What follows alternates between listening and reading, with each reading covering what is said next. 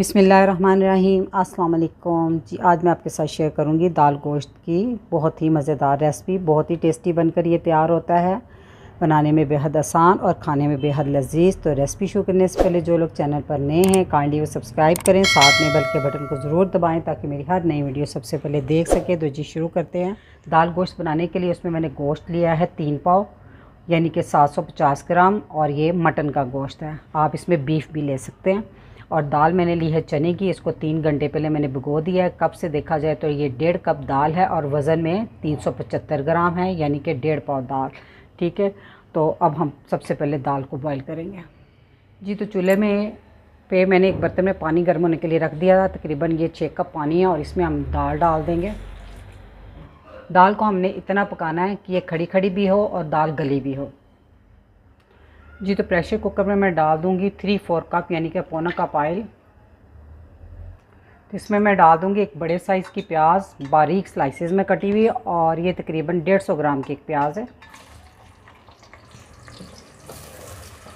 जी। तो प्याज को हम सिर्फ सॉफ्ट होने तक इसको पकाएंगे, इसको कलर हमने नहीं देना जी। तो प्याज को थोड़ा फ्राई करने के बाद हम अब इसमें डालेंगे 2 टेबलस्पून लहसुन अदरक का पेस्ट, साथ ही इसमें डाल देंगे गोश्त।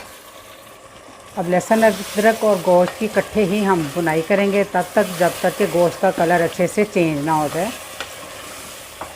गोश्त जब भी आप धोएं ना तो उसको छलनी में ही रखा करें ताकि उसका जो ज़ायद पानी होता है ना वो नुचड़ जाता है। इस तरह भुनाई करते हैं तो भुनाई जल्दी हो जाती है, गोश्त ज़्यादा पानी फिर नहीं छोड़ता जी। तो गोश्त की 4 से 5 मिनट तक मैंने बुनाई की है। आप देख सकते हैं इसका कलर भी चेंज हो गया और गोश्त ने जो पानी छोड़ा था वो भी खुश्क हो गया। इसमें डालेंगे हाफ़ टी स्पून हल्दी, 1 टीस्पून नमक भर कर लिया मैंने, 1 टेबलस्पून सूखी मिर्च का पाउडर, और ये तकरीबन 8 अदद हरी मिर्चें ली थी, उनको चॉपर में चॉप कर लिया और वो डाल देंगे इसमें। तो जी नमक मिर्च का जो इस्तेमाल है आप अपनी टेस्ट के मुताबिक कम या ज़्यादा कर सकते हैं। तो अब हम इसकी कर लेंगे बुनाई, बस 2 मिनट तक करनी है जी। तो नमक मिर्च को थोड़ा सा भूनने के बाद इसमें अब हम डाल देंगे 2 मीडियम साइज़ के टमाटर। इस तरह मैंने रफली काट लिया और इनका छिलका उतार लिया हुआ। बस टमाटरों को इतना गलाने की ज़रूरत नहीं है क्योंकि गोश्त को भी हमने गलाना है तो उसके साथ ही गल जाएंगे। तो इसमें हम डाल देंगे 1 कप पानी।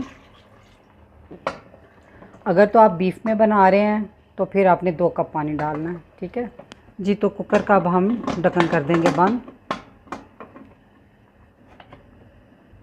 तो इस पर हम रख देंगे वेट, और विसल चलने के बाद मैं इसको 12 मिनट का टाइम दूंगी। अगर बीफ में बना रहे हैं तो 25 मिनट का टाइम देंगे जी। तो अब हम दाल को भी चेक कर लेते हैं।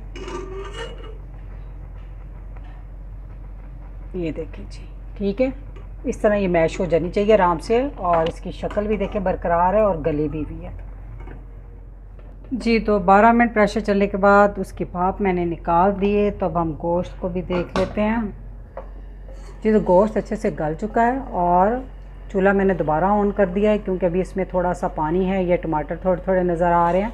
तो अब हम इसकी थोड़ी सी और बुनाई करेंगे। इसमें कुछ मसाले और डालेंगे, 1 टीस्पून ज़ीरा पाउडर, 2 टीस्पून धनिया पाउडर, 1 टीस्पून गरम मसाला पाउडर। अब हम इसकी करेंगे थोड़ी सी बुनाई जी। तो गोश्त को मैंने अच्छे से भून लिया।